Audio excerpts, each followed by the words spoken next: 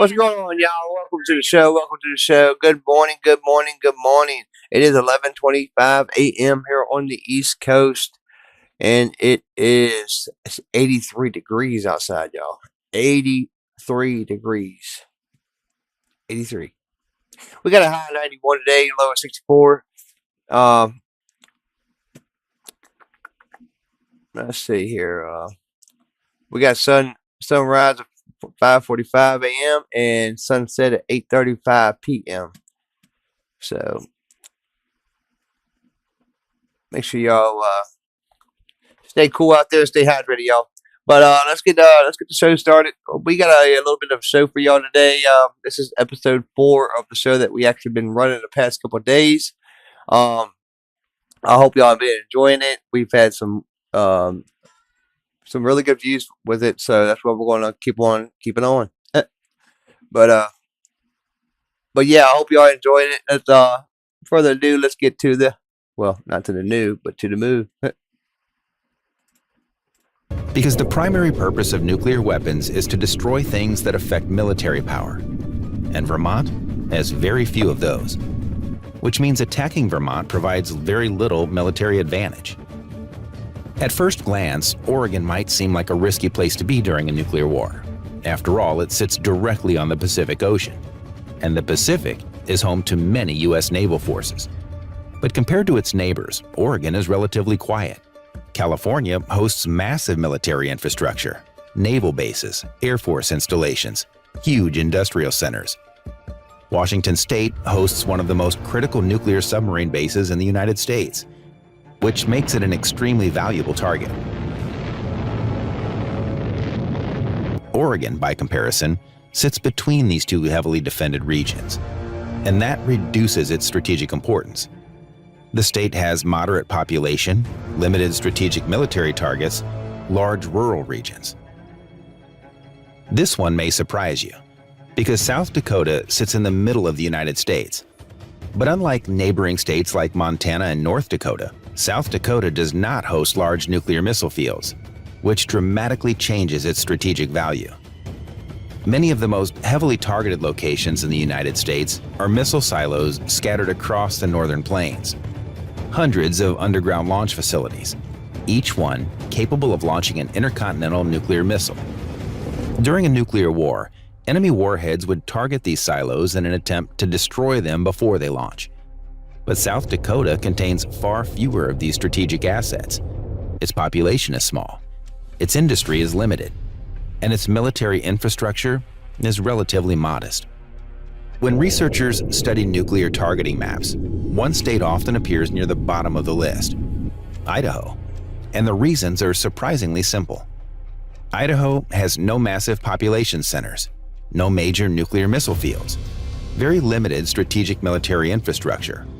Much of the state is mountainous wilderness, or farmland, or small rural communities. From a military perspective, destroying Idaho provides very little strategic advantage, which means nuclear planners would likely allocate their warheads elsewhere. Another factor working in Idaho's favor is geography. The state sits far from many of the largest coastal cities in the United States, which could reduce the impact of radioactive fallout compared to regions along the East Coast or Pacific Coast. For these reasons, Idaho is often considered one of the least likely states to experience a direct nuclear strike. If hundreds of nuclear weapons detonated across major cities and industrial zones, massive firestorms could send smoke into the upper atmosphere, blocking sunlight, lowering global temperatures, and devastating agriculture. Scientists estimate global food production could collapse for years. So, are these states safe? Not exactly.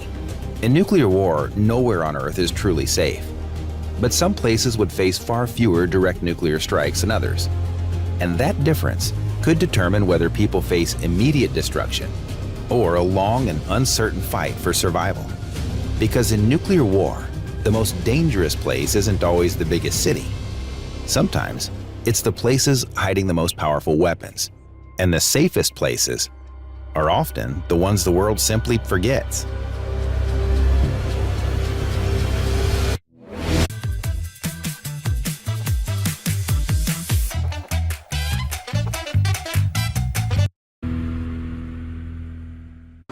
Imagine a city glowing brighter than the sun for a split second.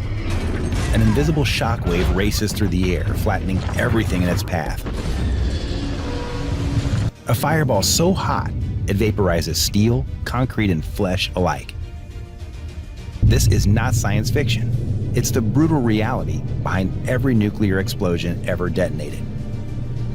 The true scale of a nuclear blast is a terrifying force of nature, shaped by physics, but felt deeply by humanity. On August 6, 1945, the uranium gun-type bomb known as Little Boy detonated about 600 meters above Hiroshima. Weighing 4,400 kilograms, stretching 3 meters long and 71 centimeters in diameter, it unleashed a 15-kiloton explosion. The fireball grew to over 280 meters wide in milliseconds, reaching temperatures hotter than the sun's surface, over 5 million degrees Celsius, vaporizing everything beneath it.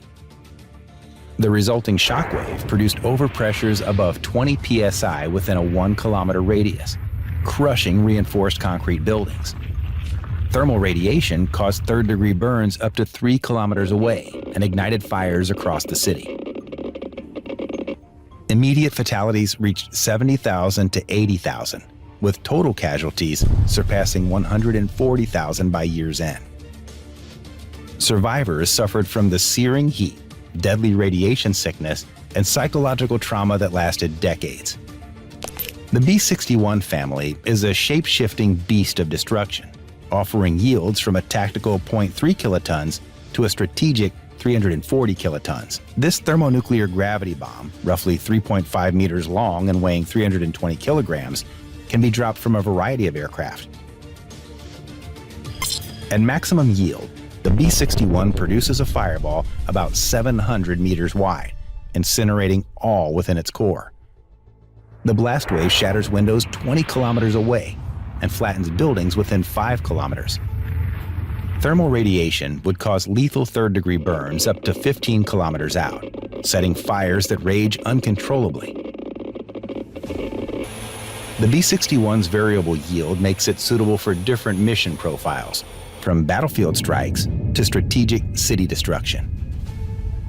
Fallout patterns would cause long-lasting contamination, threatening public health and agriculture far beyond the blast zone. The Minuteman III, a solid-fuel intercontinental ballistic missile weighing 35,000 kilograms and measuring 18 meters long, carries up to 3 warheads, each delivering 300 to 500 kilotons. Capable of striking targets 13,000 kilometers away within 30 minutes, a single 500 kiloton warhead detonating above Vladivostok city center would generate a fireball over 1 kilometer wide, vaporizing everything below. The blast wave would crush buildings within 5 kilometers, producing overpressures exceeding 20 psi. Thermal radiation would cause third-degree burns up to 10 kilometers away, igniting catastrophic fires. Casualties? Over 1 million dead, millions displaced, a city erased in minutes, followed by months of chaos and suffering. From stealthy Ohio-class submarines, the Trident II D5 launches missiles 13.4 meters long, weighing 59,000 kilograms, carrying up to 14 warheads ranging from 100 to 455 kilotons each, capable of striking targets more than 11,000 kilometers away. A 455 kiloton warhead exploding over St. Petersburg would create a fireball 1.2 kilometers wide, instantly vaporizing the center. The blast wave levels structures within 5 kilometers, while thermal radiation causes deadly burns up to 15 kilometers out, igniting massive fires across the city. The death toll would exceed 1.5 million, with infrastructure destroyed and radiation poisoning lingering for years. The stealth of its underwater launch means no warning, a silent nightmare. The Avangard hypersonic glide vehicle, launched atop an ICBM, speeds at Mach 20+, evading missile defenses with its eye maneuverability. Carrying a 2-megaton warhead, it produces a 1.5 kilometer wide fireball and a destructive blast wave exceeding 10 kilometers, with thermal radiation igniting fires 20 kilometers away. Its hypersonic speed and unpredictable flight path leave almost no time for detection or interception. Detonated over New York City, millions could die in seconds, with little to no warning. China's DF-5 liquid-fueled ICBM, standing 33 meters tall and weighing 183 kilograms, can deliver a 5-megaton warhead more than 13,000 kilometers away. A detonation over Tokyo would produce a fireball nearly 2 kilometers wide, vaporizing central wards instantly. The shockwave would demolish buildings within 15 kilometers, while thermal radiation would ignite fires stretching 30 kilometers beyond. Over 5 million would die immediately, with devastation spanning miles. Russia's RS-28 Sarmat is a monstrous 35-meter-tall ICBM, weighing over 200,000 kilograms, capable of carrying up to 10 warheads each, packing 10 to 50 megatons of explosive power. A 50-megaton warhead detonating over Chicago's downtown generates a fireball nearly 6 kilometers wide, instantly vaporizing the city and surrounding suburbs. The shockwave flattens buildings up to 40 kilometers away, with thermal radiation causing fatal burns up to 100 kilometers out, sparking an unstoppable firestorm. The scale of radioactive fallout from such an explosion would contaminate vast areas across multiple states, forcing mass evacuations and rendering land uninhabitable for decades. Fallout particles would enter the atmosphere, potentially triggering global climate effects by injecting soot and radioactive materials high into the stratosphere, a nuclear winter scenario. Immediate deaths would number in the tens of millions, with radioactive fallout poisoning half a continent for years to come. Poseidon is a nuclear-powered underwater drone carrying an estimated 100-megaton warhead, traveling at over 100 kilometers per hour underwater and capable of traveling thousands of kilometers stealthily. A detonation in San Francisco Bay would create a massive underwater shockwave and tsunami, devastating the coastline. Radioactive fallout would poison the Pacific coast for decades, rendering the region uninhabitable. Millions could drown or die from radiation poisoning. This weapon doesn't just destroy cities. It contaminates entire ecosystems and coastal regions for generations, crippling economies and livelihoods. The world balances on a knife's edge. One spark, one miscalculation, or one choice away from nuclear catastrophe. The true scale of nuclear explosions demands we act before the next blast changes everything. Will humanity learn in time, or be consumed by its own destructive power?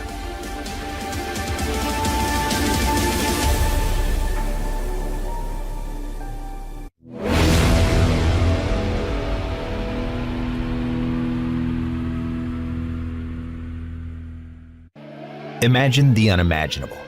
The world's largest superpower, the United States, comes under a nuclear threat as missiles rain down from the sky. ICBMs, or intercontinental ballistic missiles, hurtle toward American soil, launched from distant lands like Russia or North Korea. It's a nightmare scenario, one that seems too terrifying to entertain. But the reality is, nuclear ICBMs could hit U.S. soil within 30 minutes after launch. The question is, can the U.S. defend itself against this kind of attack?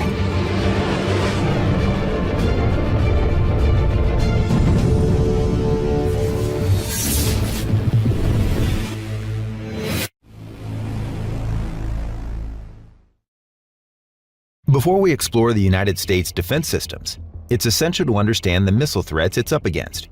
These are no ordinary missiles. They are weapons capable of annihilating cities and altering the course of history. Russia remains one of the U.S.'s most significant nuclear threats, given its extensive arsenal and its position as a major military power. Russia's nuclear doctrine allows for the first use of nuclear weapons, particularly in response to conventional threats or in regional conflicts. Some key Russian nuclear capabilities include the RS-28 Sarmat or Satan II ICBM, a heavy liquid-fueled missile capable of carrying multiple warheads, up to 15 MIRVs. This missile is designed to penetrate missile defense systems and target major U.S. cities or military installations. Range over 18,000 kilometers or 11,200 miles.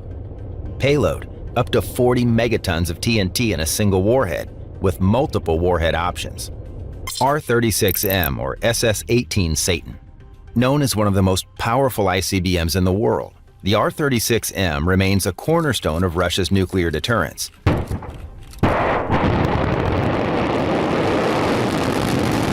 Payload 10 MIRVs, each with a thermonuclear warhead. Range 16,000 kilometers, or about 10,000 miles.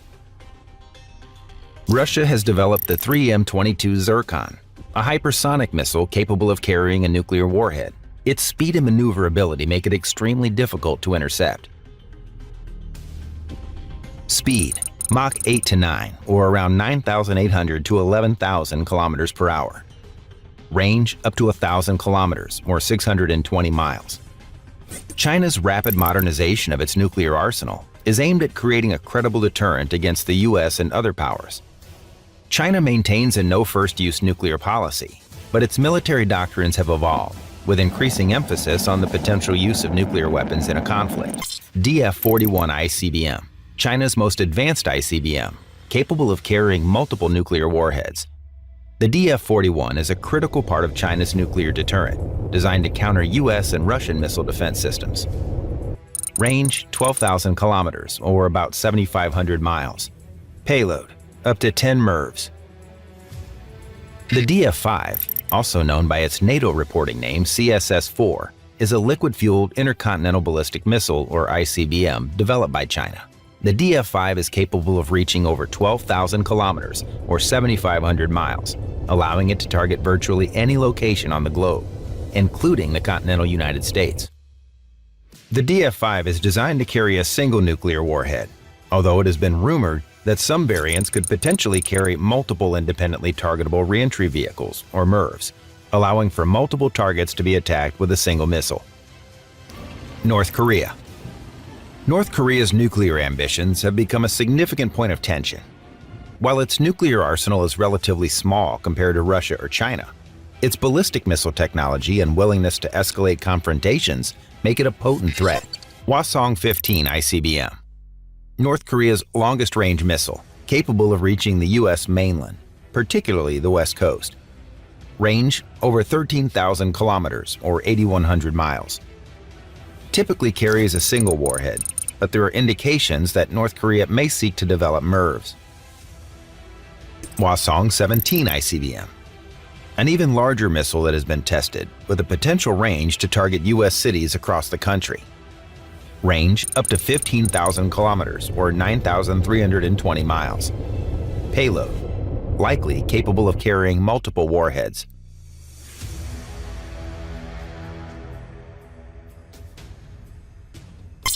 The United States possesses one of the world's most advanced nuclear arsenals, with approximately 5,550 nuclear warheads, both deployed and non-deployed. The B-83 Gravity bomb is one of the most potent weapons in the US nuclear inventory, designed to penetrate deep underground facilities. It's a powerful tool for targeting fortified sites that are difficult to destroy with conventional weapons. Yield range, up to 1.2 megatons, making it one of the most powerful weapons in the US arsenal. Delivery platforms, strategic bombers such as the B-2 Spirit and B-52 Stratofortress. Minuteman III ICBMs, or intercontinental ballistic missiles. Deployed in 1970 and continually upgraded for reliability and effectiveness, the Minuteman III ICBM is a key part of the US nuclear triad. Payload, can carry up to 3 MIRVs, each with a nuclear warhead. Guidance, advanced inertial navigation system for pinpoint accuracy. Speed, reaches up to Mach 23, or about 28,400 kilometers per hour, or about 17,600 miles per hour, enabling rapid global reach. Trident II SLBMs, or submarine-launched ballistic missiles. Known for their precision, stealth, and long range, Trident II SLBMs are deployed from nuclear-powered submarines and form a key part of the US deterrent strategy. Payload, can carry up to 12 MIRVs, depending on treaty constraints. Guidance system, stellar inertial navigation, ensuring high accuracy even at extreme ranges. Range, approximately 12,000 kilometers or 7,500 miles. In the event of a nuclear conflict, the safety of the U.S. president is paramount, not just for national leadership, but to maintain continuity of command and ensure that retaliatory actions can be taken if necessary. The U.S. has a comprehensive and well-established protocol in place for protecting the president during a nuclear attack or crisis. One of the key tools for the U.S. president in a nuclear emergency is a nuclear football, a briefcase that contains everything the president needs to authorize a nuclear strike, including authentication codes. The satchel includes classified communication and authentication codes required for verifying the president's identity and transmitting orders for a nuclear strike. Strike options. It also contains predetermined nuclear strike options, providing the president with a range of military responses in the event of a nuclear attack. Secure communication equipment. The football is equipped with communication tools, including satellite phones and encrypted radio systems, ensuring the president can maintain communication with military leaders and other key officials. The football is always with the president, carried by a military aide wherever the president goes. In case of a nuclear attack or other existential threats to the nation, the U.S. president has access to Air Force One, a specially equipped aircraft designed to keep the president safe while allowing them to exercise command over the military. Air Force One can function as a flying command center. The aircraft is capable of controlling military operations, including directing nuclear retaliation, even if the president is far from Washington, D.C. In the event of a nuclear strike or national emergency, the continuity of government, or COG system, ensures that the president, along with other key leaders, can remain in command. The U.S. government maintains underground facilities that can house the president, vice president, and other high-ranking officials in case of a nuclear attack. These facilities, like Raven Rock Mountain Complex and Mount Weather, are designed to withstand nuclear blasts and provide shelter and communication capabilities. Imagine it's the middle of the night at NORAD's headquarters in Colorado Springs. Monitors light up with a sudden burst of activity. ICBMs have been launched from Russian territory. Within seconds, the U.S.'s early warning systems kick into high gear. Satellites detect missile heat signatures, transmitting real-time trajectory data to ground stations. Advanced radars across the U.S. and allied territories calculate impact zones, providing critical minutes for defensive action. With incoming missiles confirmed, the U.S. deploys its multi-layered missile defense systems. Fortunately, In the next 5 seconds, you'll see an idea go from sketch to clay to shape, and become a website. Acting on your curiosity feels like a way to bend reality. Wix Harmony works the same way. You just describe an idea to Aria, Wix's new website agent, like you're brainstorming out loud, and then it becomes real. From there, you can take on the reins to adjust it as you like. Because all the ideas you have should have a place in the world. Whether it's clay or whatever you're dreaming up, it all starts the same way. From your mind to your online space, this is a new way to create a website. AI are launched from silos in places like Alaska and California to intercept and destroy ICBMs in space. These interceptors travel at high speeds, relying on kinetic energy to destroy the incoming missile. GMD uses a combination of radar systems, such as the sea-based X-band radar, and satellite tracking to pinpoint the exact location of the missile in space. However, GMD has limitations. Its success rate is somewhat contested. The system is designed to intercept missiles during a time when they are still on a predictable flight path, but advanced countermeasures like decoys, MIRVs, and decoy warheads can overwhelm the system. The U.S. has only 44 GBIs currently in operation, which limits the number of missiles that can be intercepted at once. While GMD handles missile defense in space, Aegis Ballistic Missile Defense, or BMD, operates in the terminal phase of a missile's flight, when it's re-entering the Earth's atmosphere. Aegis uses Standard Missile 3, or SM-3 interceptors launched from Navy destroyers and cruisers. These interceptors are designed to intercept missiles up to 100 kilometers in altitude, well above commercial airliners, but lower than ICBM re-entry speeds. The Aegis system excels at handling short to medium-range ballistic missiles, but can also play a role in intercepting ICBMs. While Aegis isn't the primary line of defense for ICBM strikes, it adds an extra layer of protection. especially for regional missile threats. As the missile gets closer to its target, the Terminal High Altitude Area Defense, or THAAD system, comes into play. THAAD is designed to intercept missiles in the terminal phase, just before they strike their target. The system uses hit-to-kill technology, meaning it destroys the incoming missiles by physically colliding with it at speeds greater than Mach 8. In other words, the intercepting missile hits the target with such force that it effectively destroys the warhead. THAAD is deployed in many places around the world and has a range of up to 200 kilometers. This gives it the capability to protect against regional missile threats, including North Korean ICBMs. However, against a full-scale Russian nuclear attack, THAAD may only be able to intercept a limited number of missiles. In the event of a missile strike on the US, it's important to consider what the enemy targets.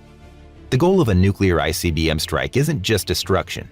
It's to cripple the US and severely limit its ability to retaliate.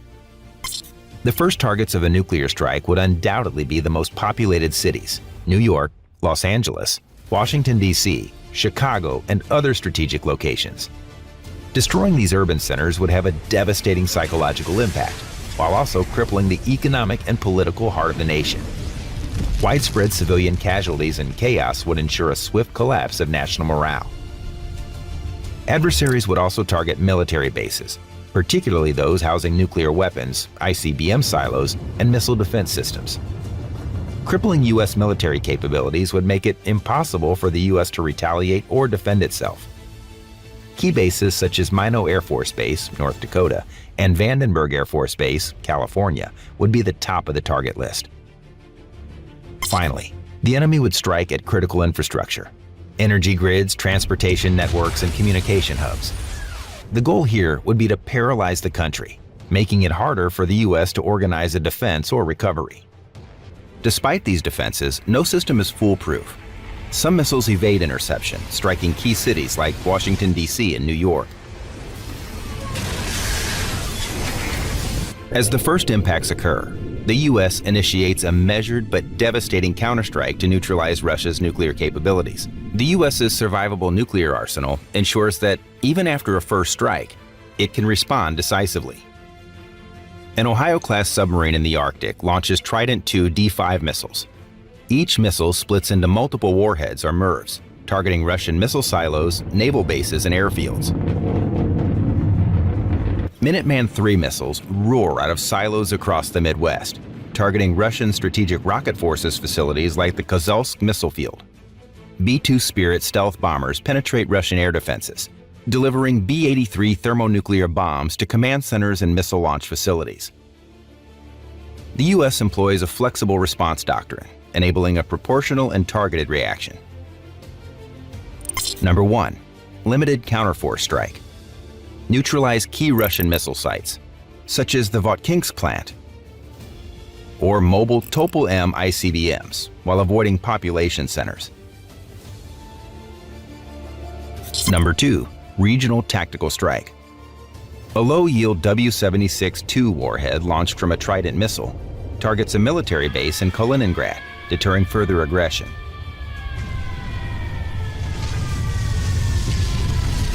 Number 3. Full-scale counterforce strike. A comprehensive attack disables Russia's nuclear infrastructure, including command bunkers like the Kozvinsky Mountain Complex and submarine bases at Gadjevo. In the event of a nuclear attack, the U.S. would retaliate with devastating force through the doctrine of mutually assured destruction, or MAD. This means that even if a portion of the U.S. is destroyed, the enemy would face total annihilation in return.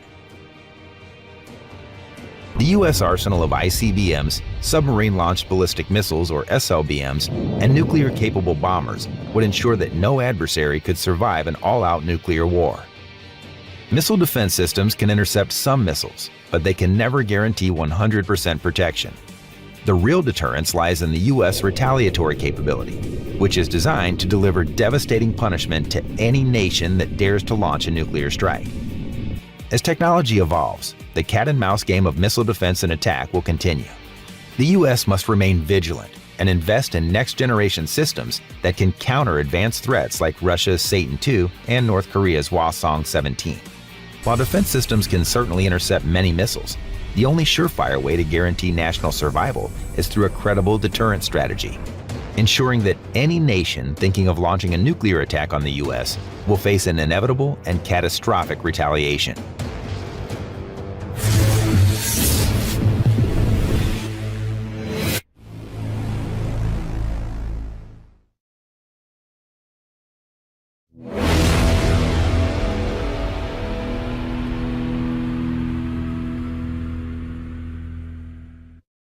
The B-83 nuclear bomb stands as one of the most formidable weapons in the United States strategic arsenal, epitomizing the destructive potential of modern warfare.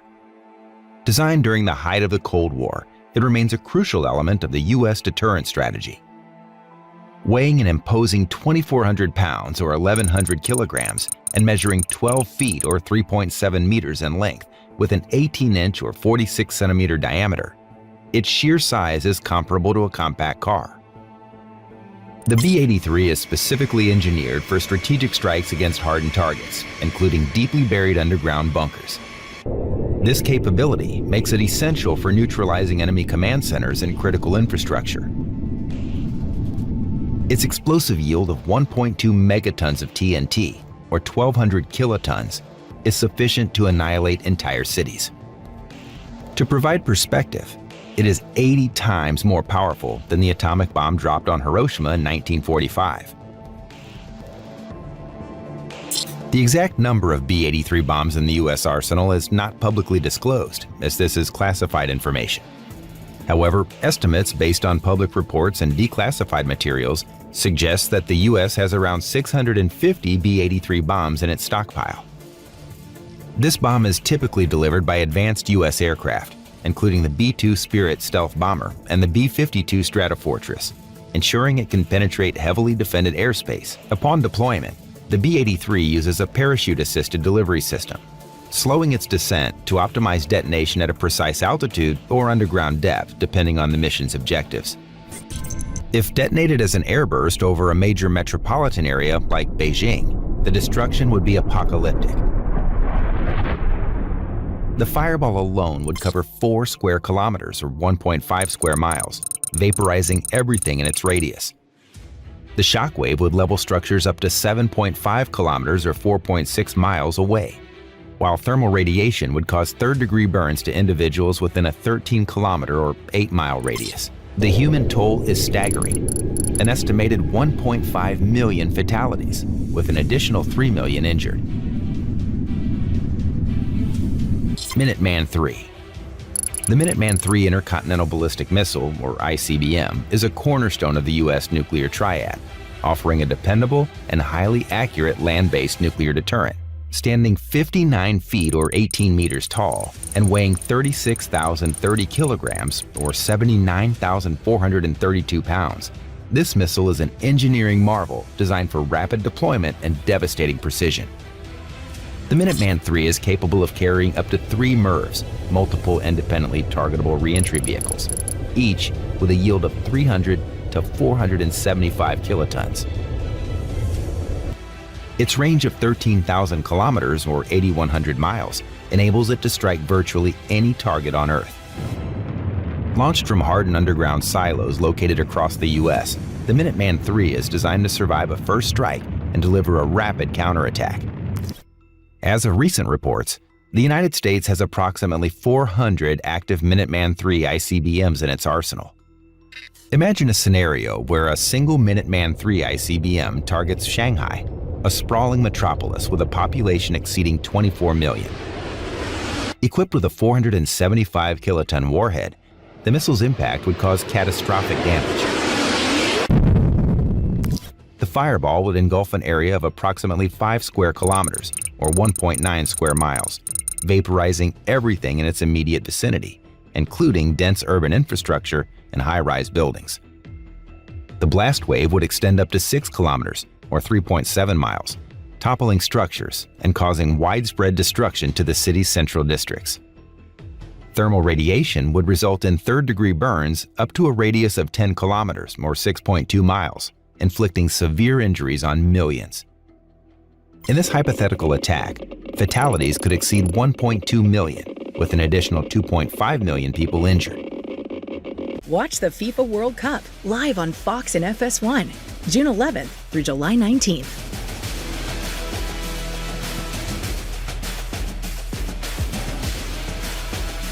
Sign up now.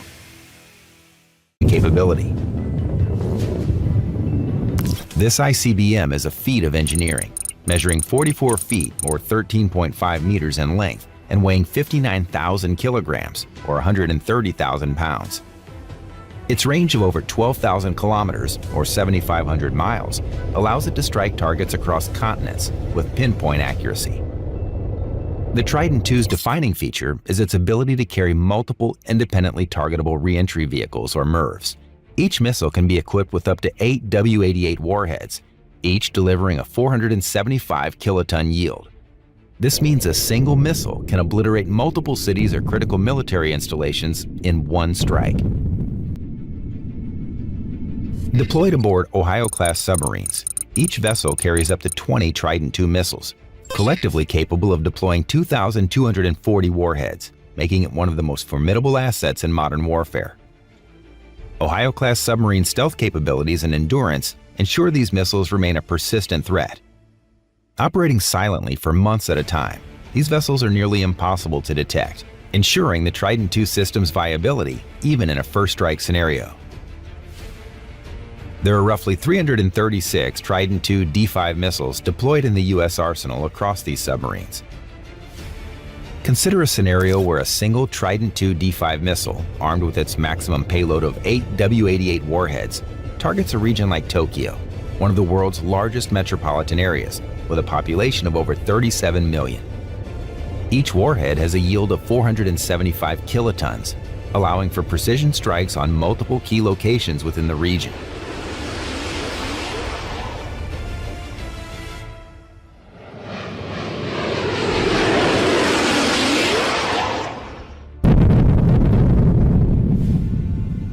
If all 8 warheads were deployed over Tokyo and its surrounding areas, the fireball from each warhead would cover approximately 3.5 square kilometers, or 1.3 square miles, incinerating densely populated zones.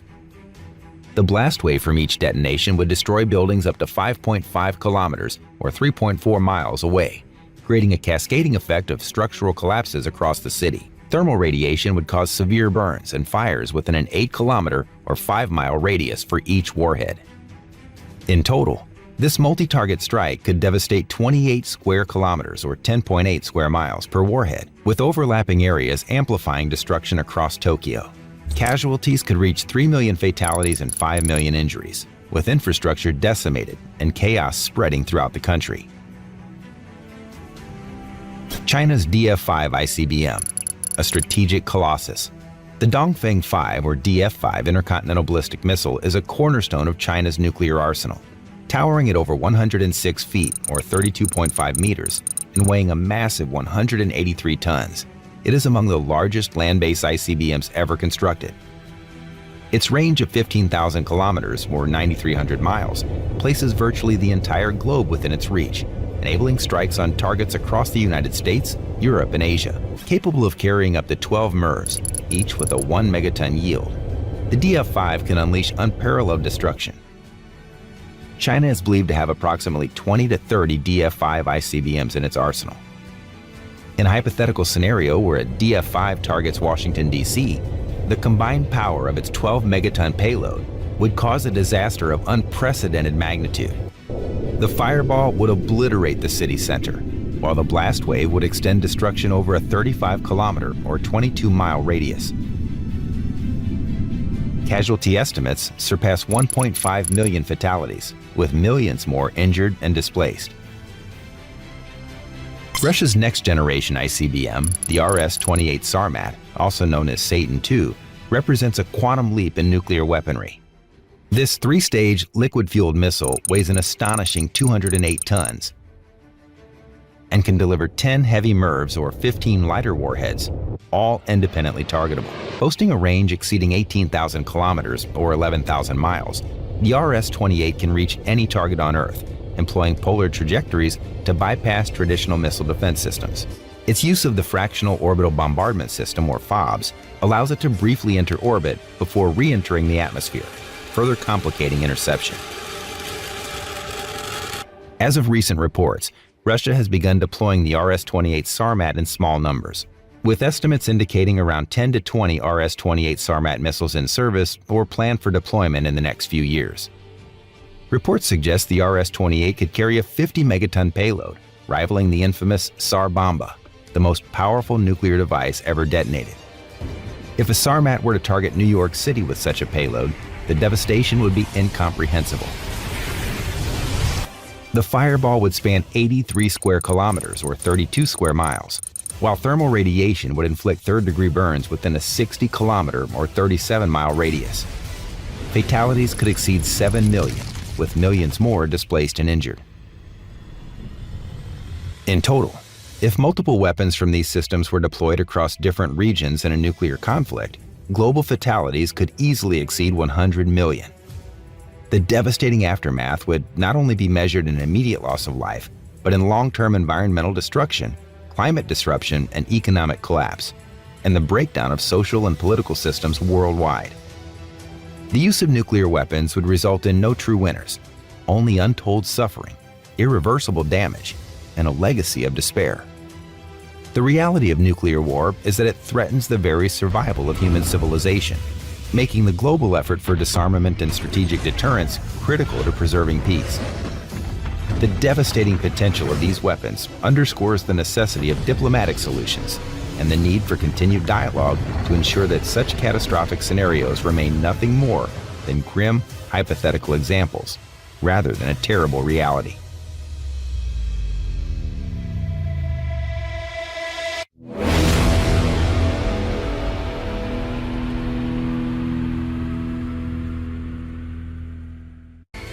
Russia maintains the most formidable nuclear arsenal on Earth, a core element of its strategic doctrine and global power status. With over 5,800 nuclear warheads and a complete nuclear triad, Moscow holds the capability to inflict catastrophic damage anywhere on the planet.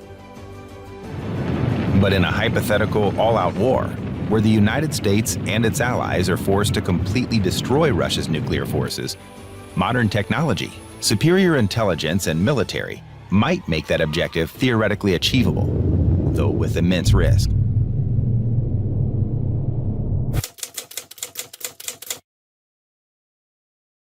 Russia's nuclear triad is composed of land-based intercontinental ballistic missiles, or ICBMs, submarine-launched ballistic missiles, or SLBMs, and long-range bombers armed with nuclear cruise missiles. The land-based component includes silo-based systems such as the RS-28 Sarmat and mobile ICBMs like the Topol-M and RS-24 Yars. These are deployed across known missile fields in regions such as Kozelsk, Tatashevo, and Dombarovsky. The sea-based deterrent consists of Bore-class ballistic missile submarines, each carrying up to 16 RSM-56 Bulava SLBMs. These submarines patrol the Arctic, Pacific, and Barents Sea, operating from bastions near bases like Gadzhievo and Vilyuchinsk. The air-based leg involves Tu-95MS and Tu-160 strategic bombers, which can launch Kh-102 nuclear cruise missiles from deep within Russian airspace. With around 1,600 warheads ready to launch and thousands more in reserve or storage, this threat is immense, but not indestructible.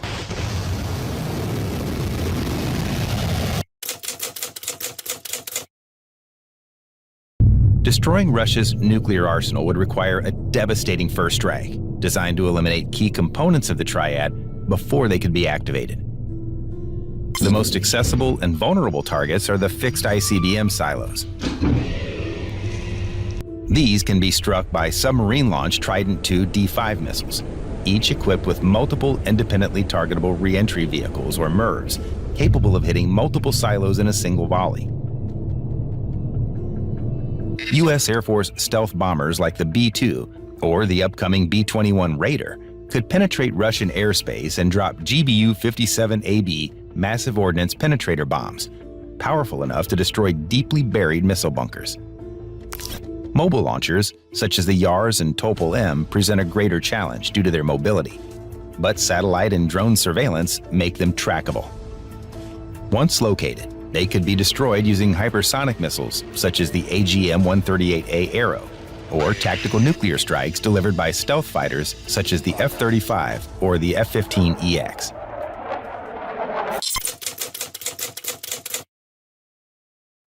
Russia's long-range bombers, including the Tu-160 Blackjack and Tu-95MS Bear, are critical to its nuclear delivery capability.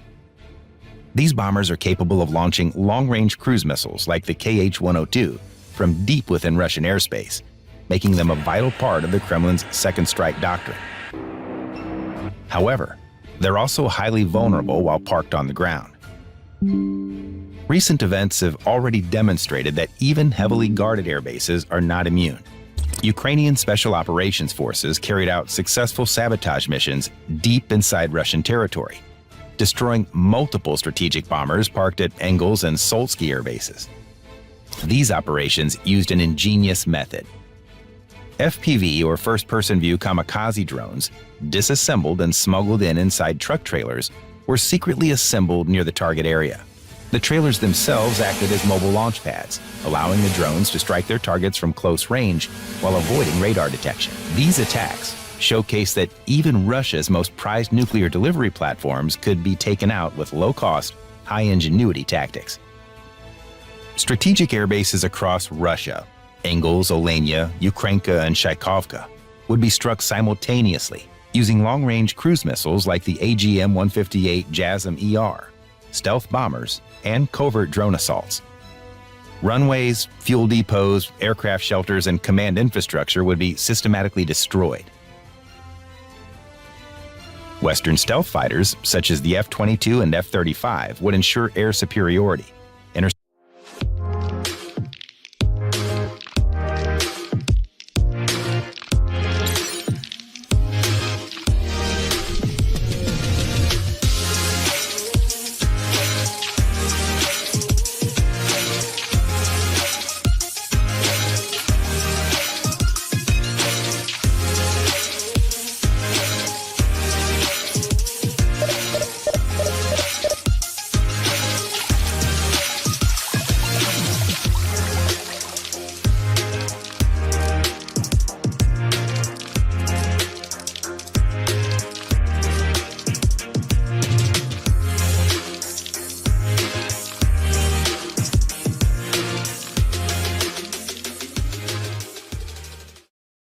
Maritime patrol aircraft, such as the P-8A Poseidon, equipped with sono buoys and torpedoes, would blanket strategic zones near Russian naval bases. Pre-positioned underwater drones and undersea sensor networks in key choke points like the GIUK Gap, Greenland, Iceland, UK, could alert U.S. forces to submarine movement. If coordinated properly, this network could eliminate Russian SSBNs before they ever leave safe waters.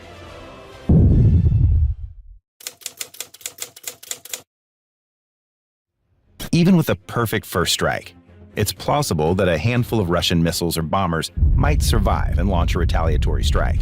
To deal with this, the U.S. relies on layered missile defense systems. The Ground-Based Midcourse Defense, or GMD system, with interceptors stationed in Alaska and California, is designed to destroy ICBMs during their mid-course flight through space. Meanwhile, U.S. Navy Aegis-equipped destroyers armed with SM-3 interceptors patrol the oceans, ready to shoot down ballistic threats. THAAD, or Terminal High Altitude Area Defense, and Patriot PAC-3 systems protect key cities and bases from terminal phase threats. Though not impenetrable, these systems offer an effective shield against limited nuclear retaliation, especially after most of the Russian arsenal has already been destroyed.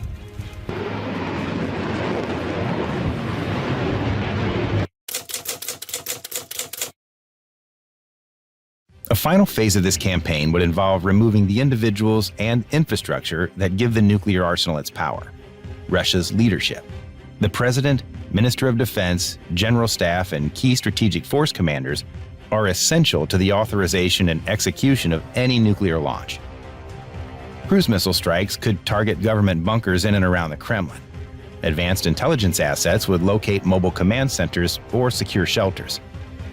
Special operations forces, coordinated with airstrikes and cyber disruption, could physically eliminate or isolate the decision makers, preventing any remaining launch orders from being issued. Without leadership, communications, or access to launch codes, the remaining fragments of the Russian nuclear arsenal would become inert.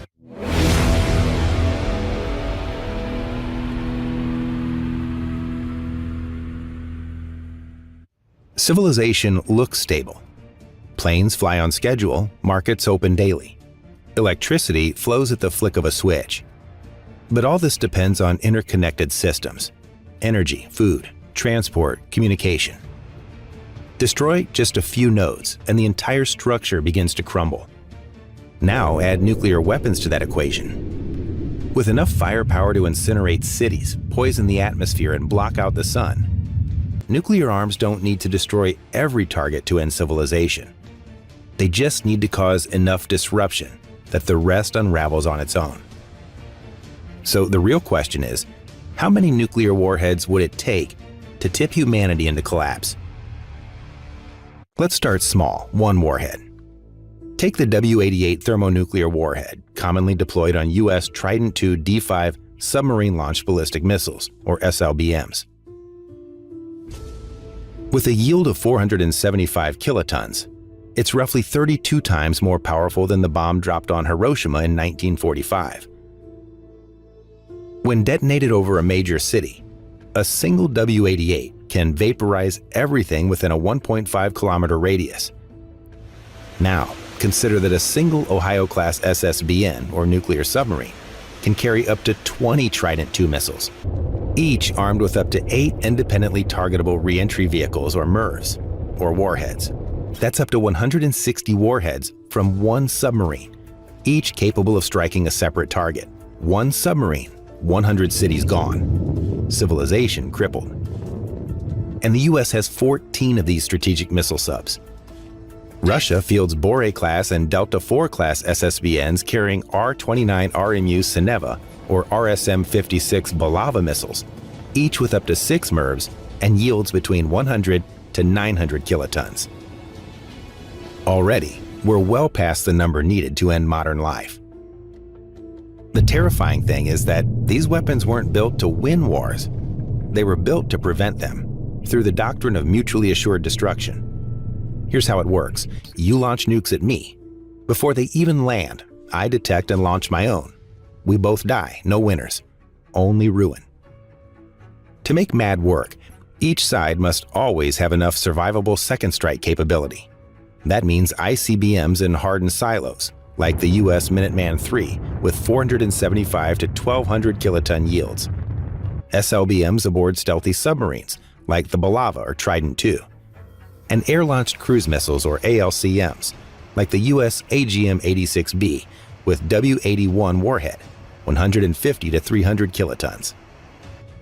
This triad ensures that even if 90% of your forces are destroyed, you can still retaliate and wipe the enemy out. But here's the dark twist. The very design of nuclear deterrence ensures that if a large-scale exchange starts, no system survives intact. According to numerous studies, including by Princeton's Program on Science and Global Security and Rutgers University, the number of warheads needed to end civilization is not in the thousands. It's between 100 and 300. That's enough to hit the world's top 150 economic and logistical centers, incinerate major population, tech, and food hubs, collapse the financial system by destroying cities like New York, London, Frankfurt, and Tokyo, disrupt global transport and energy supply, and trigger mass famine due to agricultural disruption. Most alarming, just 150 warheads igniting urban firestorms could inject 5 million tons of soot into the stratosphere, reducing sunlight and triggering nuclear winter. Let's talk numbers. U.S. arsenal: W-76-1, 100 kiloton, and W-88, 475 kiloton warheads on Trident II SLBMs. Minuteman III ICBMs, typically 300 to 475 kilotons, W-78 or W-87 warheads. AGM-86 ALCMs, 150 kiloton W-81 warheads on B-52 bombers. and B-6112 gravity bombs, with a variable yield of 0.3 to 50 kilotons, aircraft-delivered, precision-guided. Russian arsenal: RS-24 Yars ICBMs, MIRVed with 4 to 6 warheads up to 500 to 800 kilotons each. RSM-56 Bulava SLBMs, MIRVed with 6 warheads, 100 to 150 kilotons each. KH-101 cruise missiles, conventional and nuclear variants. And R-36M2 Satan ICBMs, capable of carrying 10 warheads up to 1 megaton each, even with conservative targeting. Assuming 2 warheads per city to ensure redundancy, 200 warheads could obliterate 100 major cities across North America, Europe, Asia, and the Middle East. The result? Collapse of global civilization through infrastructure annihilation, governance failure, climate disruption, and famine. 150 to 200 detonations over cities release enough soot to block 10 to 20% of sunlight globally. Global temperatures could drop by 3 to 8 degrees Celsius for up to a decade. Crops like wheat, rice, and corn would fail worldwide due to shortened growing seasons and colder weather. Over 2 billion people could face starvation, primarily in developing countries but also in industrialized nations. That means a regional war, say India and Pakistan exchanging 100 warheads, could kill more people globally than the immediate blasts. Despite decades of arms control, there are still around 12,500 nuclear warheads globally. Russia has about 5,900. The United States has about 5,200. China has about 500 and rapidly expanding. France has around 290, the United Kingdom around 225, and India, Pakistan, Israel, and North Korea around 600 combined. But again, it only takes a tiny fraction of these to collapse the world system. Just 3 to 5%, about 300 to 400 warheads, could effectively end modern civilization. It's not the number of warheads that matters, it's the illusion of control. We've built tools that can erase history, and trusted them to flawed systems, unstable politics, and aging infrastructure. The number of warheads needed to end civilization? Somewhere between 100 and 300. The number we have? 12,500. The number that could be launched due to a miscalculation? 1. And that would be enough to end it all.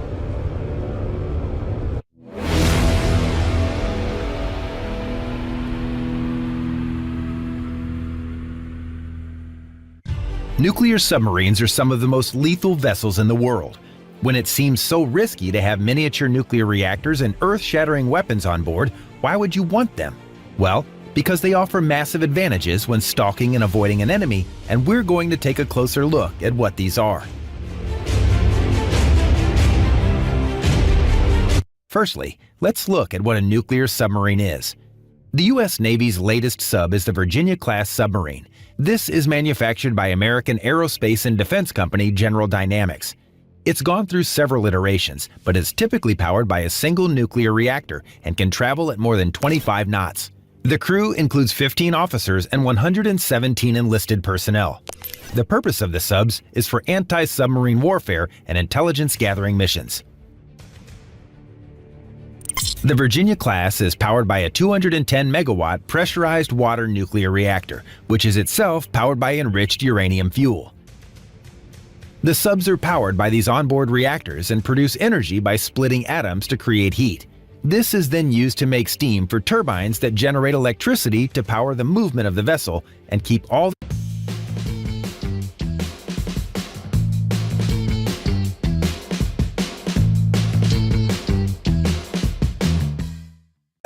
A side effect of this clean water is that it's also used for drinking, the creation of oxygen through hydrolysis, and for scrubbing CO2 and other contaminants out of the air.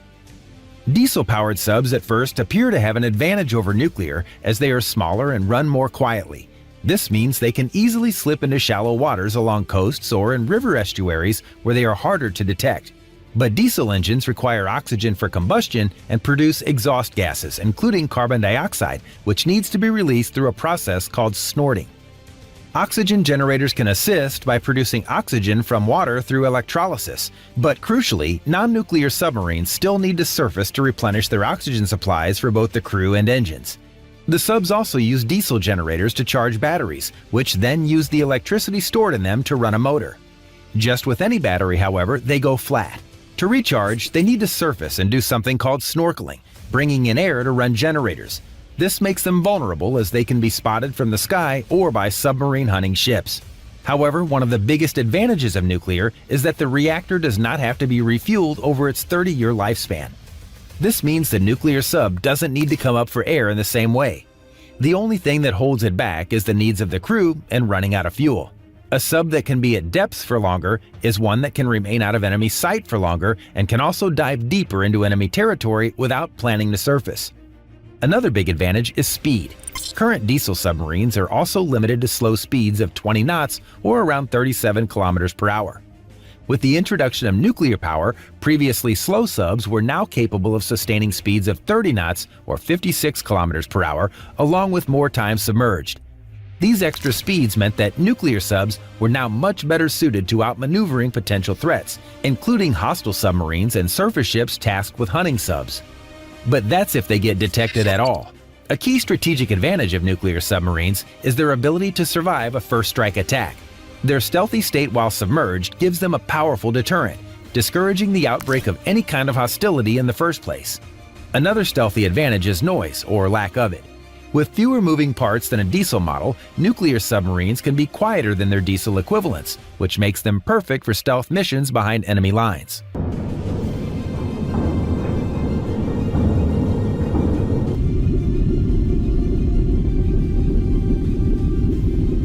The technology has been developed to such a point that in 2009, British and French nuclear subs carrying ballistic missiles accidentally ran into each other in the Atlantic Ocean. As for safety concerns, these are no more greater than a traditional sub. There are no known nuclear reactor meltdowns involving submarines. When things go wrong, it's usually for the reasons any sub can run into trouble, because of water depth and pressure or equipment malfunctions. The nuclear risk is well understood and closely managed by all navies that own a nuclear vessel. The nuclear sub was developed in the Cold War era, when they would often have nuclear missiles on board as a deterrent to warfare. Now, in the post-Cold War era, the weapons may have changed, but the threat to the enemy remains. In fact, that threat to the enemy is arguably greater, as these subs are now equipped with weapons they're more likely to use. They are likelier to be equipped with Tomahawk missiles that have conventional explosive payloads than with nuclear missiles they'll likely never fire.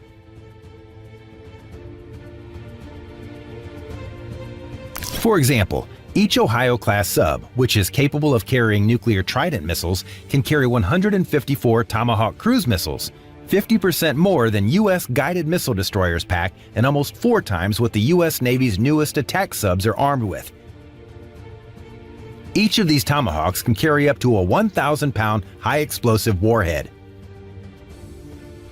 As we've already explored, a submarine powered by onboard nuclear reactors has a nearly limitless range and superior maneuverability. Add to this the fact that it can be placed in far-flung waters across the globe with no need to surface except for crew provisions every 3 months or so. This means at least 6 international navies, the US, Russia, Great Britain, France, China, and India, all have nuclear submarines in their fleets. A massive benefit of these subs is the ability to launch a hugely destructive missile before the enemy. A nuclear submarine means that it's powered by a nuclear reactor, not because it necessarily has nuclear warheads on board. But if they do have these kinds of weapons on board, they'll be able to launch them faster than their land-based equivalent. Submarine-launched missiles strike their targets with a nuclear payload in only 15 minutes. Land-based missiles take 30 minutes to reach their destination. Timeliness is a massive advantage if you're attempting to annihilate a foe with an overwhelming first strike. A modern nuclear-powered attack submarine can simultaneously carry torpedoes, land attack cruise missiles, special forces personnel, and even UAVs. This allows it to undertake numerous types of missions on demand without needing to return to base and reconfigure first. Australia is the latest nation to invest in nuclear subs. They abandoned a contract with the French for conventional diesel-powered equivalents. They've most likely done this because of the threat from China. The new subs are likely to be operated to seek and destroy enemy submarines and surface ships, protect power ashore with Tomahawk cruise missiles and special operations forces, carry out intelligence, surveillance, and reconnaissance missions, support battle group operations, and engage in mine warfare, all of which can be done by nuclear subs faster and for longer. Although the Cold War has ended, it doesn't mean that nuclear subs aren't still incredibly useful. Their lack of need to come to the surface has huge advantages over more conventional vessels, which means they are more likely to evade the enemy and then destroy them if they come face to face with an adversary.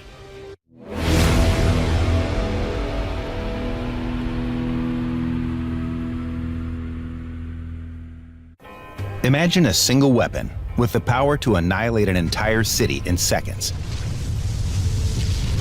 Now imagine thousands of them spread across the Earth, deep underground, silently moving through the oceans, or high above in stealth aircraft. This is not the plot of a dystopian thriller. This is the current reality of America's nuclear arsenal. And right now, the United States is spending more than $1 trillion to upgrade it. Why? Because the Cold War relics that have protected the US for decades are aging. Some of them were built in the 1970s, and while they still function, there's a growing fear among military planners. What if they fail when it matters most? In a world where Russia threatens nuclear escalation in Europe, China expands its warhead stockpile, and North Korea tests ICBMs at will, Washington is determined to ensure that its nuclear forces remain lethal, invisible, and unstoppable. America's nuclear deterrent is built on 3 platforms: intercontinental ballistic missiles, strategic bombers, and ballistic missile submarines. Known as the nuclear triad, this structure ensures that if one leg is destroyed in a surprise attack, the others can still retaliate with devastating force. The triad's power lies in its redundancy.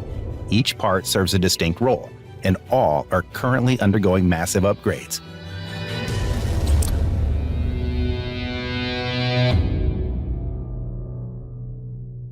Buried across the plains of Montana, Wyoming, and North Dakota are 400 Minuteman III intercontinental ballistic missiles. Each of these silent sentinels can launch a thermonuclear warhead over 13,000 kilometers, reaching any major city on Earth in under 30 minutes. Deployed since the 1970s, the Minuteman III has been upgraded over the decades, but it's showing its age. That's why the Pentagon has greenlit the LGM-35A Sentinel, a new ICBM designed to replace the Minuteman over the next decade. Built by Northrop Grumman, the Sentinel promises increased speed, precision, and survivability, particularly against next-gen missile defense systems like Russia's S-500 or China's hypersonic interceptors. Each Sentinel missile will sit in a hardened underground silo and be capable of launching in under 5 minutes from a presidential command. Once airborne, it cannot be recalled. The estimated cost of replacing the Minuteman system with the Sentinel program alone exceeds $100 billion, a fraction of the full modernization budget.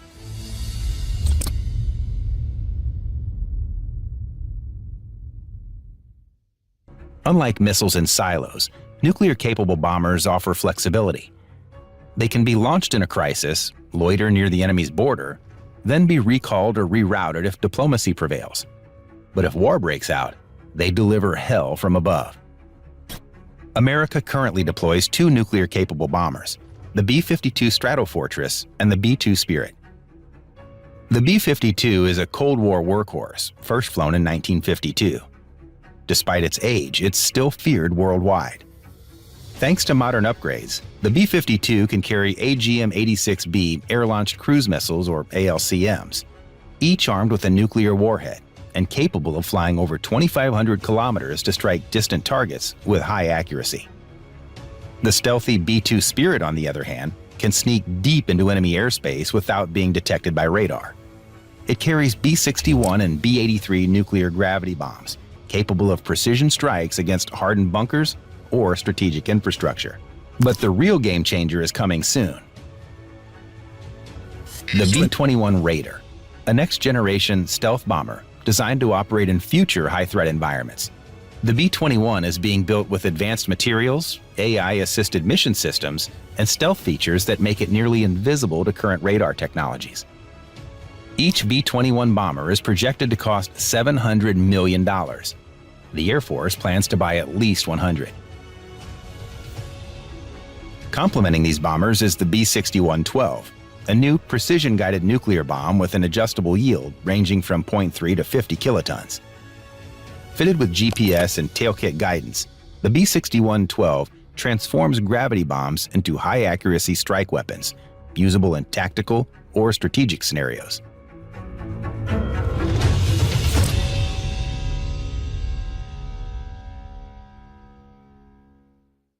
If the land and air legs are visible symbols of nuclear might, the sea leg is its silent assassin. The United States operates 14 Ohio-class ballistic missile submarines, or SSBNs. Each of these giants carries 20 Trident II D5 submarine-launched ballistic missiles, or SLBMs. A single Trident can travel over 12,000 kilometers and carry multiple independently targeted reentry vehicles, or MIRVs, each with a W-76 or W-88 nuclear warhead. At any given moment, at least 4 nuclear submarines are silently patrolling under the oceans, ready to launch within minutes of receiving a launch order.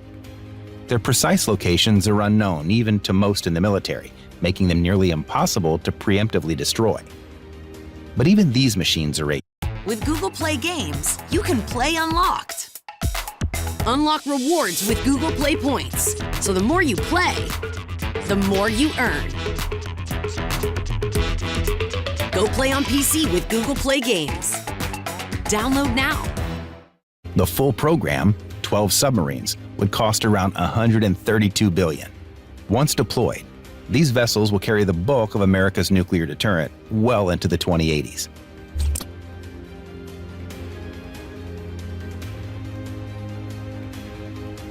If an enemy missile is detected by U.S. early warning satellites, the president has 6 to 12 minutes to make a decision. That decision, launch or absorb, triggers a precise chain of command. Should the order to retaliate be given, ICBMs are launched within minutes. Submarines respond simultaneously, firing SLBMs from underwater. Strategic bombers take off from air bases around the country. The sky and sea become weapons platforms, delivering hundreds of warheads across the globe in under half an hour. Each warhead detonation could kill tens or hundreds of thousands.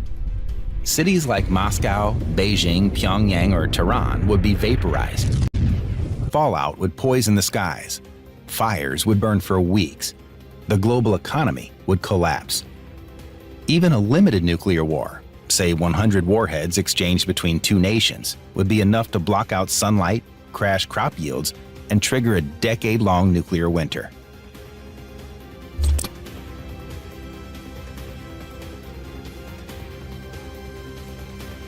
Only one person in the United States can legally authorize the use of nuclear weapons: the president. At all times, a military aide follows the president with a briefcase called the nuclear football. Inside are communication tools, strike options, and authentication codes. Once the order is given, the codes are confirmed, and the command is sent directly to launch crews around the world. There's no second vote, no committee, no recall once the missiles fly. At over $1 trillion, America's nuclear modernization effort is one of the most expensive and ambitious projects in military history. The U.S. nuclear arsenal isn't just a set of weapons. It's a global signal, a warning to adversaries that aggression will be met with unimaginable force.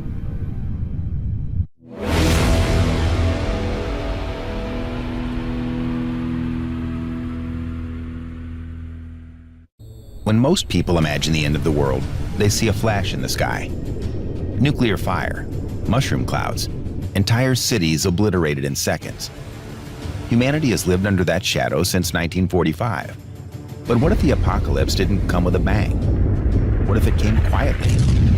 On the breath of a stranger in a subway car, in a handshake at the airport, in a cough on an elevator? What if the next world war isn't fought with missiles and tanks, but with microbes? This isn't science fiction. Biological warfare is a threat so real, so immediate, that it might eclipse even nuclear war. Because while a nuclear bomb destroys a city once, a virus can keep multiplying, leaping from person to person, silently spreading until it topples nations. Think about this. The 1918 Spanish flu killed up to 50 million people, more than World War I itself. That virus wasn't engineered, it wasn't weaponized, and it spread in a world without modern air travel. Today, with 4.5 billion airline passengers per year, a single infected traveler could trigger a global pandemic in days. And modern biotechnology means we're no longer talking about nature's accidents. We're talking about engineered superviruses designed to spread faster, kill harder, and resist every treatment we have. Here's a chilling difference. A nuclear bomb is loud. You see the blast. You know you're under attack. But a biological weapon is invisible. You don't even know the war has started until the hospitals overflow. History has already given us warnings. In 1950, the U.S. Navy sprayed bacteria into San Francisco Bay in Operation Sea Spray to test how far pathogens could drift. Within days, people reported strange infections. In 1942, Britain tested anthrax bombs on Greenard Island in Scotland. The soil remained contaminated for half a century. In 1979, a Soviet anthrax facility in Sverdlovsk accidentally leaked spores into the air, killing at least 66 people, though Western intelligence believes the toll was much higher. These weren't fiction. They were real experiments, real accidents, and real casualties. But those were crude compared to what's possible now. With CRISPR gene editing and synthetic biology, scientists can cut, splice, and design viruses like Lego bricks. A pathogen can be engineered to spread like the flu, but kill like Ebola. Others can be modified to resist vaccines or antivirals, ensuring no existing treatment works. Some researchers even warn about ethnic bioweapons, pathogens tailored to exploit genetic differences in populations. Imagine a virus that doesn't just kill, but selectively kills. Still think nuclear war is the worst-case scenario? Let's run a thought experiment. Imagine an engineered pathogen released in New York City's subway during morning rush hour. Day 1. Patient 0 boards a crowded train. He feels fine. He coughs once. Within minutes, dozens inhale the virus. By the end of the day, hundreds are exposed. Day 3. Hospitals report clusters of patients with flu-like symptoms. Doctors assume it's seasonal influenza. No red flags. Meanwhile, travelers leave JFK, Newark, and LaGuardia airports, infected but unaware, heading to London, Tokyo, Dubai, and Sao Paulo. Day 5. The first patients die. But they don't just die. They deteriorate with terrifying speed. High fever, respiratory failure, neurological collapse. Doctors realize this isn't the flu. It's something new, something engineered. Day 7. Panic. Social media explodes with rumors, conspiracy theories, and fake cures. Pharmacies run out of basic medicines. Grocery stores are looted. Day 10. Governments impose quarantines, martial law in some districts. But compliance is patchy. Some refuse, others flee, spreading the virus further. Day 14. Infections appear worldwide. London, Delhi, Sydney, Mexico City. Panic spreads faster than the pathogen. Stock markets crash. Airlines collapse. Borders close. But the virus has already won. It hitched rides on people who moved before anyone knew it existed. Day 30. The death toll climbs into the millions. Hospitals worldwide collapse. Food supplies break down. Military units report mass sickness. And in the background, something even more dangerous brews. Countries begin to suspect each other. Who released it? Was it China? The US? A terrorist group? Or was it just an accident? Miscalculation could lead to retaliation. Retaliation could spiral into conventional war. And in the chaos, a nuclear strike could be launched by mistake. This isn't fantasy. Simulations run by the Johns Hopkins Center for Health Security found that a smallpox-like outbreak could kill 150 million people in a year, even with modern medicine. That's more than any nuclear exchange short of all-out apocalypse. The real nightmare is that bioweapons don't even need to be lethal to win. Imagine a virus designed not to kill, but to sterilize. A silent weapon that ensures a rival population dwindles over generations. That's war without a single shot fired, war waged in DNA itself. Unlike nuclear bombs, which require uranium enrichment plants and missile silos, bioweapons can fit in a vial and a backpack. Now, pause and ask yourself, would you even know if one had been released? That's the horror. A nuclear detonation is obvious, but a virus? You'd think it was flu season until it was too late. By the time leaders realized what was happening, it could already be everywhere. And unlike nuclear fallout, which is localized, a pathogen doesn't stop at city limits. Borders mean nothing. Armies can't fight it. Tanks can't roll against it. Missiles can't shoot it down. And yet, most governments are still far more prepared for nuclear war than biological war. The US has missile defense systems, underground bunkers, and nuclear retaliation plans. But against a fast-moving engineered virus, we have limited vaccine stockpiles, fragile hospital systems, and no global coordination. There's another layer most people miss. Bioweapons are almost impossible to attribute. If a nuclear missile hits, you can trace the launch. Satellites, radars, flight paths, it's obvious who fired. But if a virus emerges, how do you know? Was it an accident in a lab? Was it terrorism? Was it natural? That ambiguity is dangerous, because in the fog of confusion, nations might assume the worst. And once nuclear powers start blaming each other, the escalation ladder is short. So ask yourself this: could the next world war be fought not with bombs, but with breath? Could the next apocalypse come from a cough, not a missile? It's not just possible, it's likely. Nature alone has produced killers that dwarfed wars. The Black Death in the 14th century wiped out a third of Europe. That was without gene editing, without labs, without intent. If nature can do that, what could human ingenuity unleash?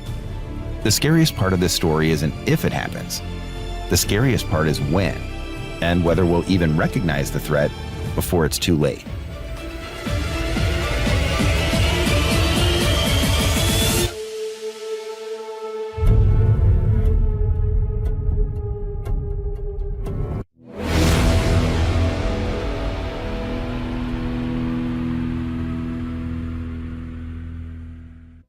The very idea of a nuclear blast triggers fear. It's a catastrophic force unlike any other, capable of leveling entire cities in seconds and leaving behind deadly radioactive fallout that contaminates the environment for years. Nuclear weapons unleash energy equivalent to tens of thousands, even millions of tons of TNT. The largest ever detonated was the Tsar Bomba, a Soviet hydrogen bomb with a staggering yield of 50 megatons, over 3,000 times the explosive power of the bomb dropped on Hiroshima. Understanding this overwhelming power highlights the urgency and necessity of knowing how to survive such a disaster. Picture waking up on an ordinary day in the United States. Then the unthinkable happens. A missile is detected heading toward a major U.S. city, New York, Los Angeles, or Washington, D.C. Within minutes, the National Emergency Alert System sounds a warning across all devices. Outside your window, a blinding flash, brighter than the sun, suddenly lights the sky before the Earth shakes violently from the blast wave. This is not a distant nightmare, but a plausible reality in today's volatile world. In such a crisis, every second counts. Knowing exactly how to respond can save your life.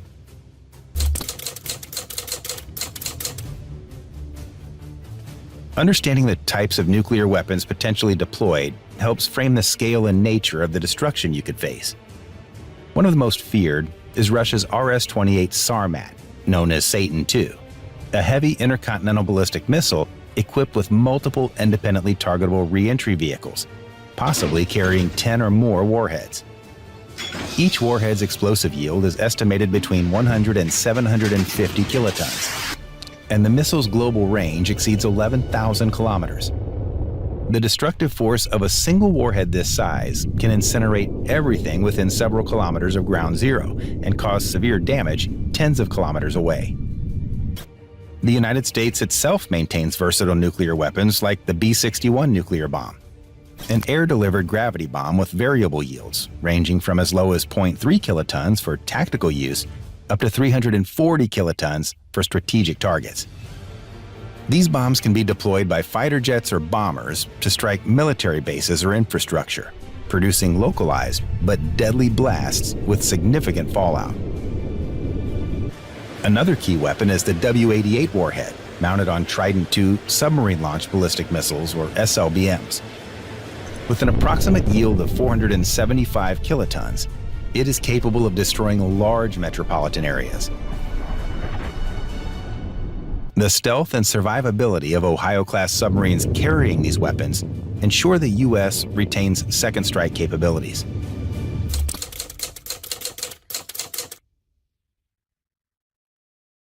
A nuclear explosion produces a blinding flash of light so intense it can cause permanent blindness if viewed directly. Seconds later, a supersonic blast wave follows, demolishing buildings, hurling debris, and causing fatal injuries across vast areas. This initial blast is accompanied by lethal gamma and neutron radiation. While the immediate radiation is fatal near the explosion site, the more enduring danger is radioactive fallout. Microscopic particles contaminated with radioactive material that settle over wide regions, poisoning air, water, and soil.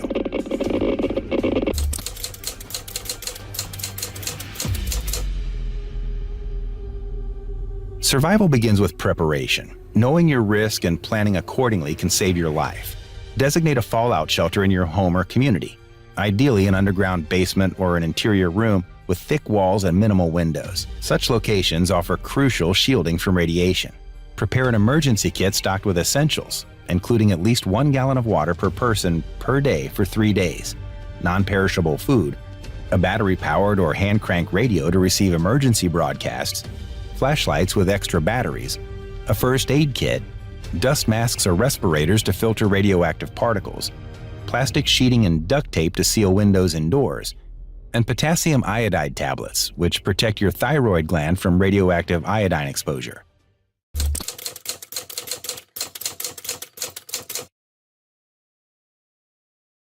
If a nuclear blast occurs, the first warning you may receive is a sudden, bright flash of light, brighter than the sun, which can cause severe eye damage or blindness if you look directly at it. The instant you see this flash, look away immediately and drop to the ground face down, covering your head and neck with your arms. If indoors, get as low as possible, preferably under sturdy furniture or against an inner wall away from windows. If outside, find solid cover behind a building, car, or in a low ditch, and lie flat, shielding your head. Seconds after the flash, the blast wave arrives with enough force to demolish buildings and hurl debris at lethal speeds. Staying low and shielded is your best chance to survive the blast.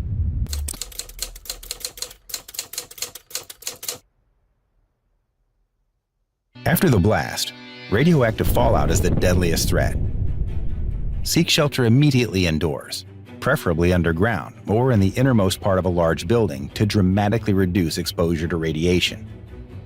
Seal windows, doors, and ventilation with plastic sheeting and duct tape to prevent fallout dust from entering. Stay inside your shelter for at least 24 to 48 hours, the period when radiation levels are highest and most dangerous. Avoid consuming food or water from outside sources until declared safe.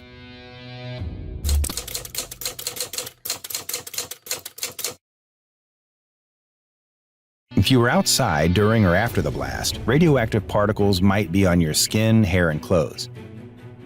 Remove your outer clothing carefully and place it in a sealed plastic bag away from others, removing up to 90% of radioactive contamination. Then take a thorough shower with soap and lukewarm water, washing hair and skin gently but thoroughly. Avoid conditioners or lotions that can trap radioactive particles. This process greatly reduces radiation exposure and risk of sickness.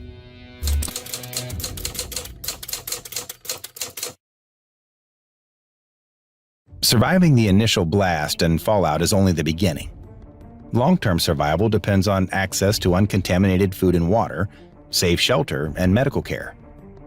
Only consume food and water from sealed containers or sources verified safe by authorities.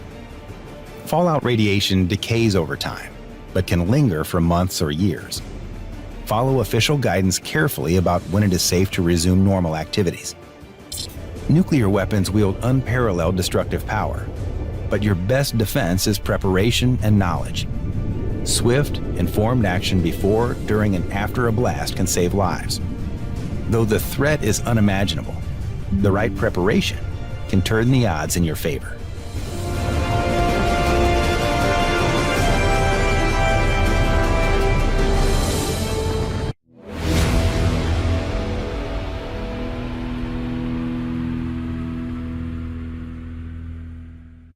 It starts with a blinding flash.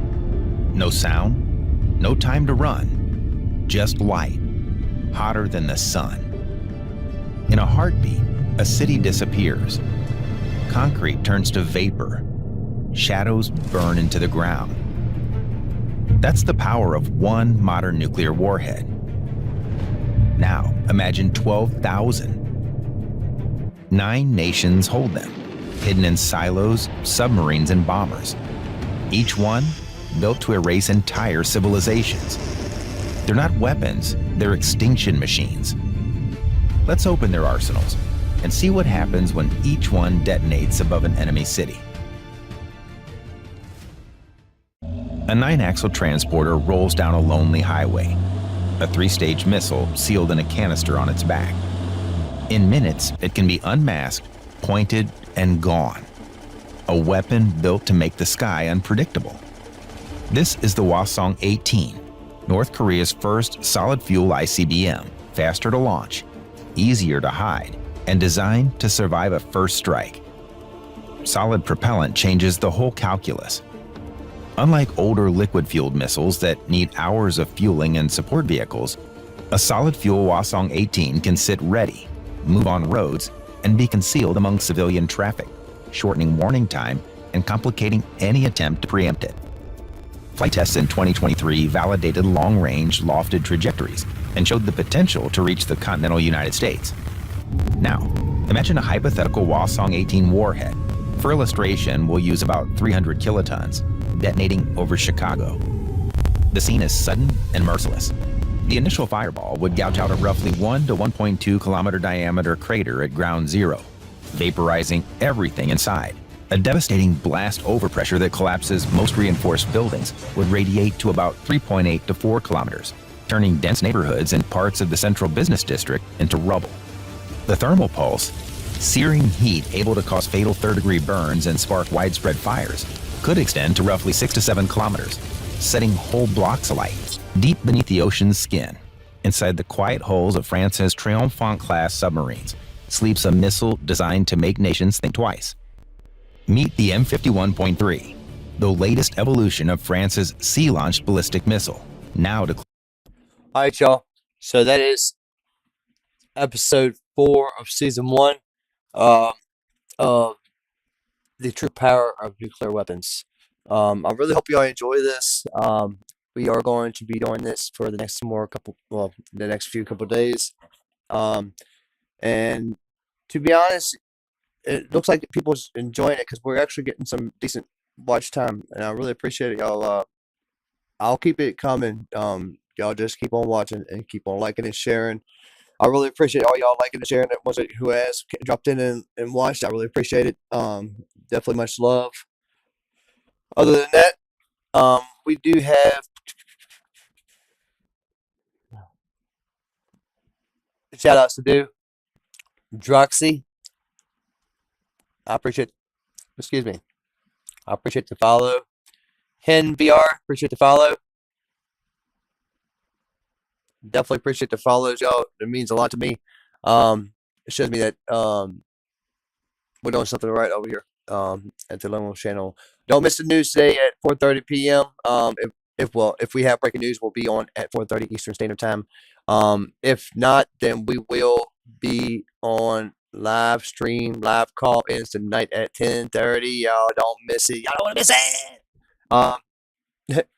But now y'all don't want to miss tonight's show. It's going to be explosive. Let me just say, no pun intended. But anyways, yeah, make sure y'all drop in tonight. And make sure y'all hit that bell button so y'all get notified whenever we come on air. And make sure y'all subscribe and follow depending on what platform you're on.